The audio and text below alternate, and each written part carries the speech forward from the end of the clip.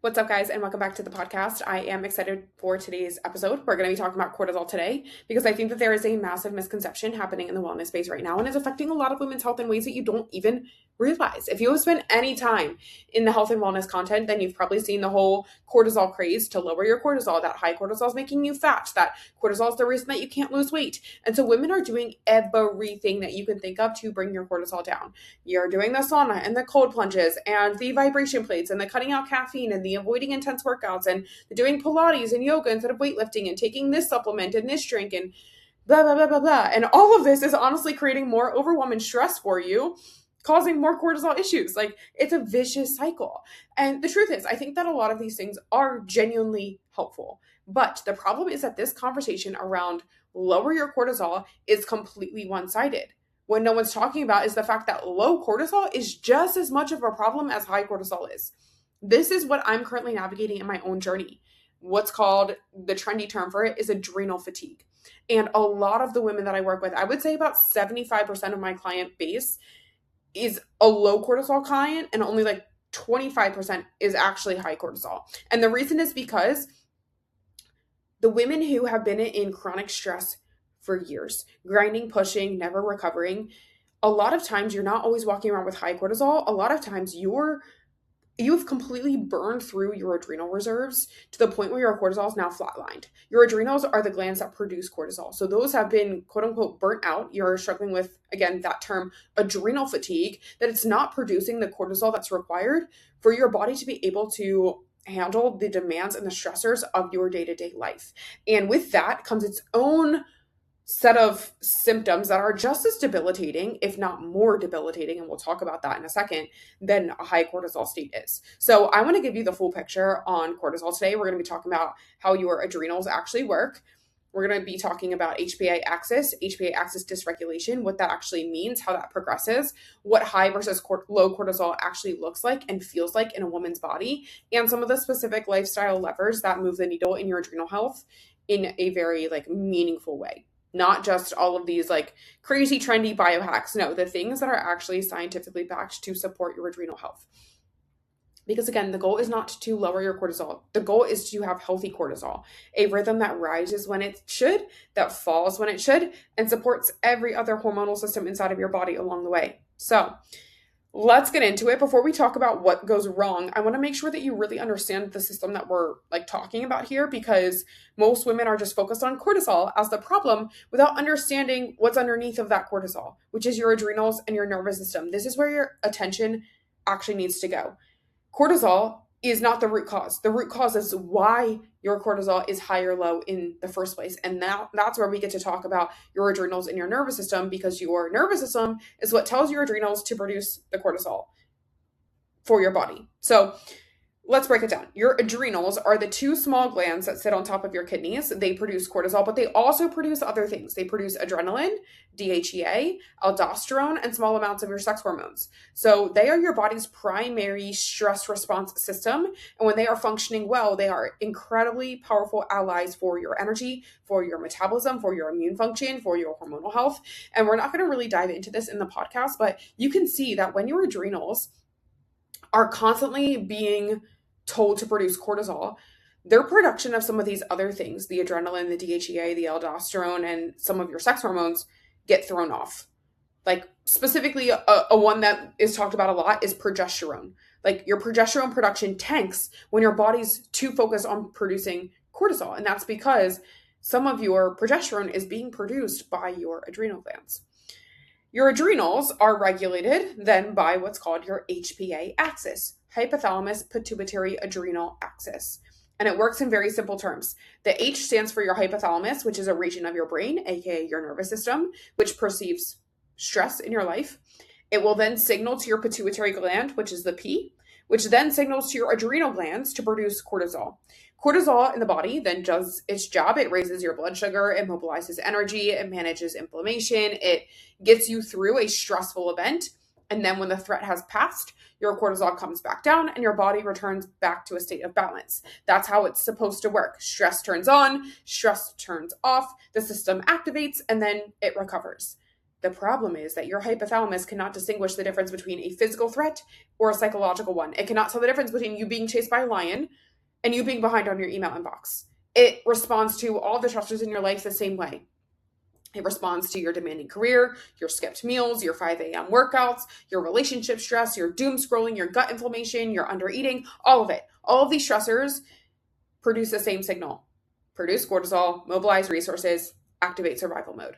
And when that signal is constant, when there's no off switch, there's no recovery, there's no time for your body to return back to baseline, your HPA axis then starts to completely dysregulate. And this is where things get really important to understand, because dysregulation doesn't look the same for everyone, and it progresses in different stages that we were talking about earlier. So the early stages of that dysregulation, your cortisol is going to be high because your body is producing more than it should. It has this constant stress, this constant demand for cortisol to be produced. This is the fight or flight state that most people picture when you think about chronic stress inside of your body. However, over time, months, years go by of this unrelenting stress, lots of demand that you're putting on your body without adequate recovery, the system then starts to fatigue. So your hypothalamus and your pituitary downregulate their signaling to your adrenal glands. This is to protect the system from burning out completely. So your cortisol output starts to go down, not because things are better or because you have less stress in your life, but because your adrenal glands are exhausted. They're in that state of like quote unquote adrenal fatigue. They've been running at their max capacity for so long that they cannot maintain that output any longer. And again, this is what some people call adrenal fatigue, but the more clinical, more accurate term for this is HPA axis dysregulation. And that low cortisol state results from, in many ways, is harder to recover from than a high cortisol state that preceded it. Because now you don't just have a stress problem, but you also have a depletion problem where your body is just depleted across the board. And depletion requires fundamentally a much different approach than the dysregulation of being stuck in fight or flight mode. So we really have to understand where you are. Now, I want to bring this to life for you with two different women, because I've worked again with both of these different clients, and I want you to start to see yourself in one of these pictures and be able to identify, okay, am I a high cortisol girly? Am I a low cortisol girly? High cortisol client comes to me. She's go, go, go, go, go. Demanding career, always on, always producing, never fully off. She wears busyness as a badge of honor. She's genuinely high functioning on the outside, but your body, things are breaking down on the inside. And what no one really talks about with high cortisol is that in the beginning, high cortisol feels good because cortisol and adrenaline, they give you energy. They are stimulating. They're sharpening your focus. They're boosting your energy. They're making you feel more productive and capable. Just think about it. Like that survival mechanism that our body has, that fight or flight mode, you need to be sharp. You need to be focused. You need to have energy. You need to be able to fight or flight. It means you need to be like on top of your shit. So that is what cortisol and adrenaline are doing for you. They're stimulating you. So running on stress hormones feels like a superpower at first. And you start to believe that this is who you are. This is how you're wired. This is what peak performance actually looks like. So you lean into it. You just continue to get by with, another cup of coffee, pushing through the tiredness because that's what disciplined women do. Skipping meals because you're not really hungry makes sense. Cortisol suppresses your appetite acutely. And you just you pack on more intense workouts, more demands more responsibility at work, more things in your personal life with your family. Maybe even exercise itself is something that keeps you sane. You think that you tell yourself that that's like your stress reliever, but all that you're actually doing is pouring fuel on a fire that's already burning way, way, way too hot. And the dysfunction that just is compounding over time quietly inside of your body is eventually going to force you to pay attention. And this is where women show up in my DMs. This is where women reach out to me for help. This is where your symptoms start to really pop up, where you're wired, but you're exhausted. You can't fall asleep, or you're waking up at 3 a.m. with your mind racing. Maybe your period's irregular or it started missing. You're constipated. You're inflamed. You're puffy despite eating well and training consistently. You're needing caffeine just to feel normal and get through the day. You're doing all of the things, and it feels like nothing's working. You feel worse, not better. Not just in like your physique, but also in your body, like in your symptoms, in who you are. Your body is not in a state to rest, digest, repair, reproduce. Your body is quite literally in survival mode. And the caffeine and your intense cravings and your under eating are what you're using to cope with this. But they're the very thing that's contributing to the dysfunction that you're experiencing. That is a high cortisol client. Now, a low cortisol client looks different. And these distinctions, like I said, they really matter because these two women need completely different approaches towards healing. The low cortisol women, she's come to me completely depleted in a way that sleep does not fix. You're tired. You're not just tired. You are like empty. You're on low power mode at all times. You've pushed so hard for years that your body has finally stopped cooperating with you. Where the high cortisol client is wired. You're wired and you're tired. Like you're high functioning, but deep down you're like really, really fatigued. This low cortisol client is just flat. Like you are just done. Where the high cortisol client can't slow down, low cortisol client, you can no longer speed up. You can no longer keep up with the version of yourself that you used to be. You don't really recognize yourself anymore.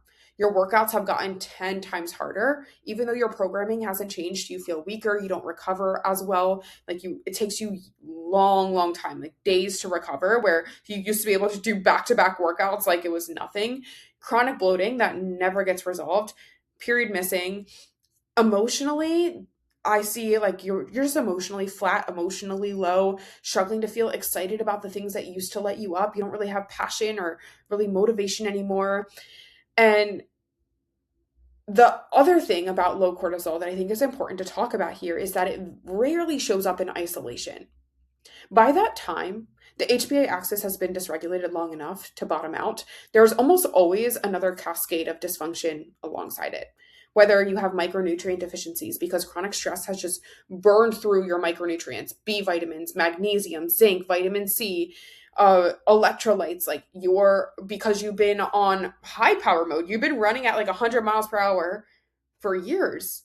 Now things are really depleted inside of your body. Your gut, for example, is compromised. So your gut's not absorbing these nutrients from your food either. So you're running through your nutrients at an accelerated rate, and you're not absorbing them at the rate that you should be.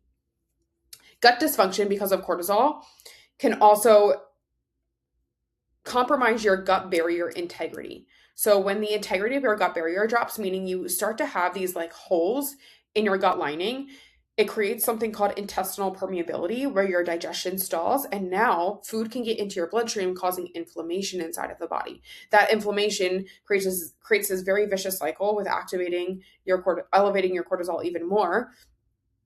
Other things that happen when your gut is dysfunctional is your thyroid conversion starts to become impaired because cortisol and even your gut is required for T4 to T3 conversion. So your labs might look normal, but you're experiencing every symptom of having sluggish thyroid or a slow metabolism. And immune dysregulation is also a really big one. So I see a lot of adrenal fatigue or low cortisol clients also come to me with some type of like autoimmune situation, Hashimoto starting to develop, lots of challenges with inflammation inside of your body and inside of your gut. So again, low cortisol does not come in isolation. And a lot of this is very commonly misread as things like depression, laziness, just getting older, but it's not. It's a depleted system with years of just compounding dysfunction going on underneath of the surface. And the answer is not to push harder or to caffeinate yourself more to just get through. The answer is to rebuild from the ground up. A high cortisol client needs to slow down and recover. A low cortisol client needs to rebuild and replenish the reserves that have been depleted inside of your body. Same root cause, which is chronic unmanaged stress, but a completely different place a different place in this spectrum of chronic stress, and a completely different road back to optimal health for your body. And I'm sharing all this with you because I've lived both of these different situations. And I know what it feels like to be wired and unable to slow down. I also know what it feels like to be depleted. And just getting through a workout feels quite literally impossible when it used to be my favorite part of my day and my favorite thing that I used to do. Neither one of these is a character flaw or anything wrong with you. It's physiological states with physiological solutions that we need to truly understand and approach logically instead of just by trying to biohack our way to healing. So now we're going to dive into the more important part of this episode, which is the needle movers here and how you can actually build a healthy cortisol lifestyle. These are the levers that actually move the needle in a meaningful way. And so each one of these, I want to make sure gets proper attention. The first one is going to be your circadian rhythm. So your cortisol follows a daily natural rhythm. It peaks about 30 to 45 minutes after waking up, which is what gives you your morning energy and mental clarity. And then it gradually declines throughout the day, reaching its lowest point at night to allow you to fall asleep. This rhythm is called your cortisol awakening response, and it's one of the most important and most honestly underappreciated aspects of your adrenal health. When your circadian rhythm is disrupted, your cortisol rhythm is also going to be disrupted. And there are many modern habits that disrupt it daily. Light exposure being one of the most powerful regulators of your circadian rhythm. So if you get outside within that first 30 minutes of waking up and expose your eyes to natural light, it's one of the simplest and most effective ways, things that you can do to anchor your cortisol awakening response and set the entire hormonal rhythm for the rest of your day. So it signals to your hypothalamus, hey, it's daytime, cortisol should be rising, and the clock is set. This is one of my non-negotiable habits right now as I'm healing my body from adrenal fatigue. So I'm teaching my body to produce cortisol again in the morning. On the flip side, at night, using blue light blockers or just avoiding blue light as a whole from your phone, from your laptop, from your TV, because these lights tell your body that it's still daytime. And so it's going to suppress melatonin production. It's going to delay your sleep onset. It's going to disrupt the natural cortisol decline that should be happening in the evening time. So if you're lying in bed scrolling all day, wondering why you can't wind down, this is probably why. So your morning routine matters much more than people realize. Waking up and immediately checking your phone, your emails, news, social media, activating that stress response before your cortisol awakening response has even completed and completed naturally, you're essentially launching your nervous system into reactivity before it even has a chance to orient itself to the day.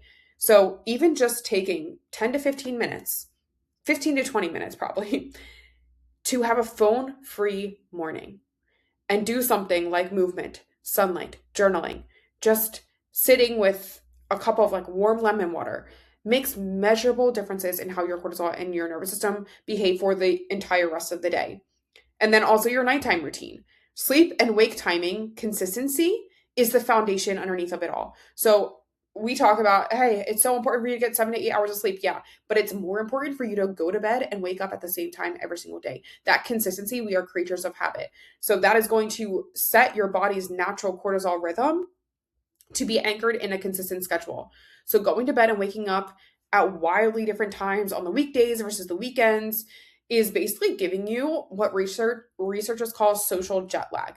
So it's just chronically disrupting this HPA axis and making everything else feel so much harder than it needs to be. So setting a bedtime, reverse engineering that bedtime for when you need to go off screens, and forward engineering that bedtime to know, hey, I need at least 8 hours in bed or at least 8 hours of sleep. So this is what my bedtime needs to be. This is what I'm going to wake up in the morning consistently. And then setting and protecting that first 30 minutes of your day to allow your body to have that natural cortisol awakening response is so important. Then after that 30 minutes, having something to eat to regulate your cortisol and starting your day from a much more regulated versus reactive state is huge. So that's tip number one. Tip number two is energy availability. We talk about this in most of our podcast episodes, specifically the pro-metabolic episode that I posted a few weeks ago.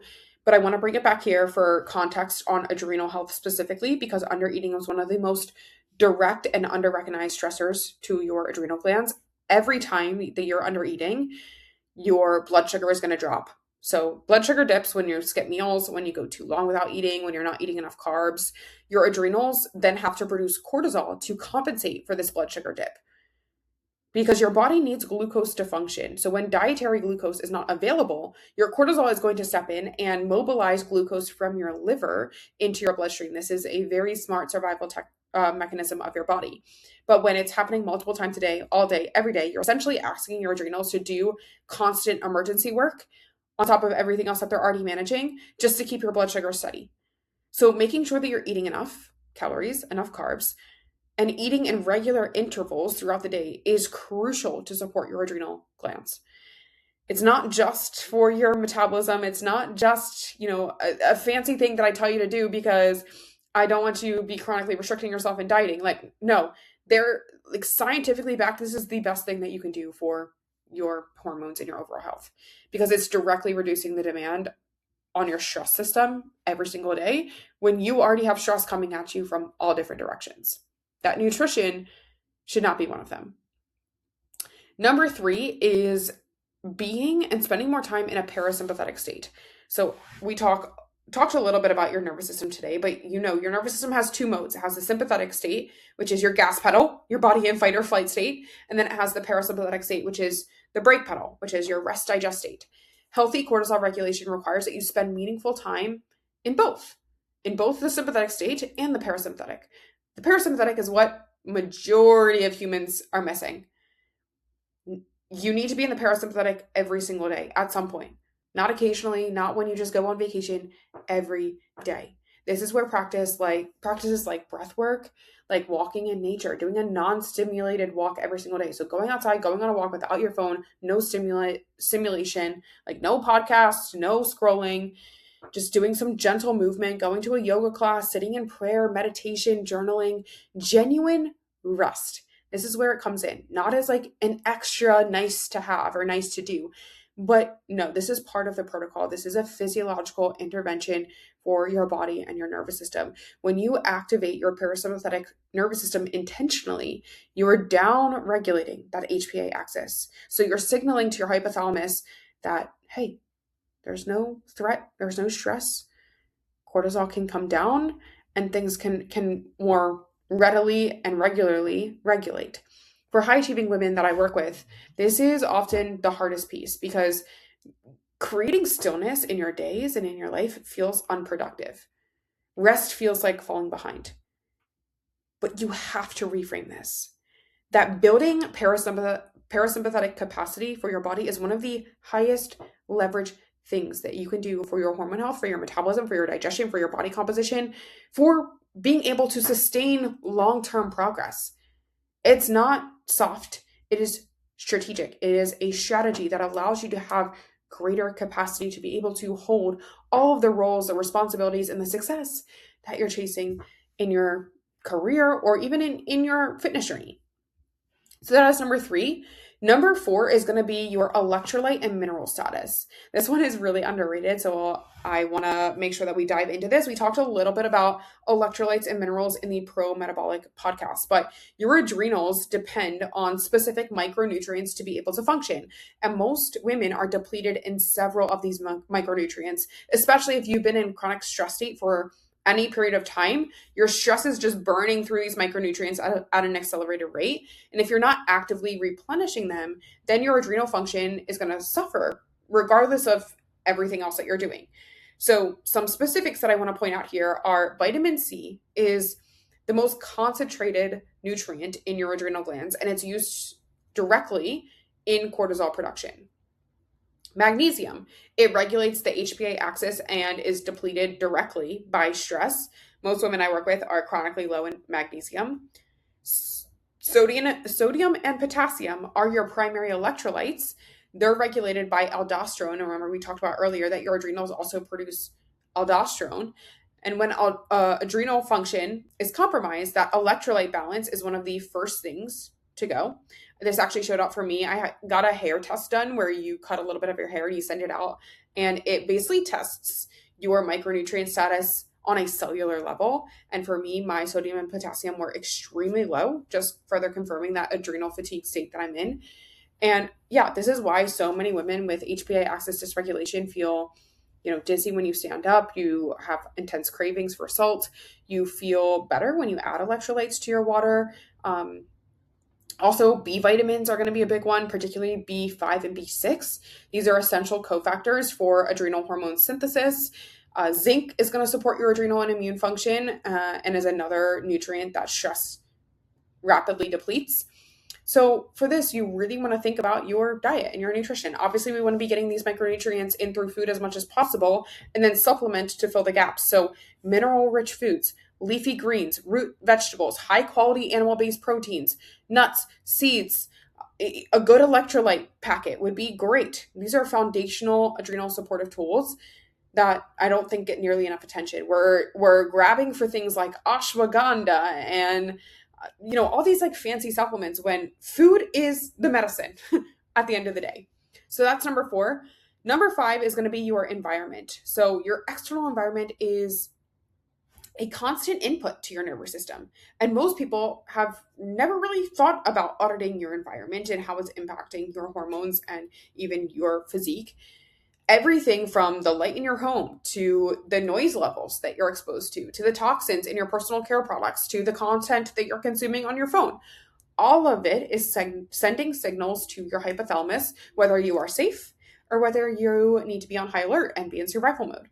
So chronic exposure to the loud noises, the artificial light, the inflammatory things inside and toxins inside of your personal care in your food, in your environment, the media consumption. This is placing a tax on your adrenal system.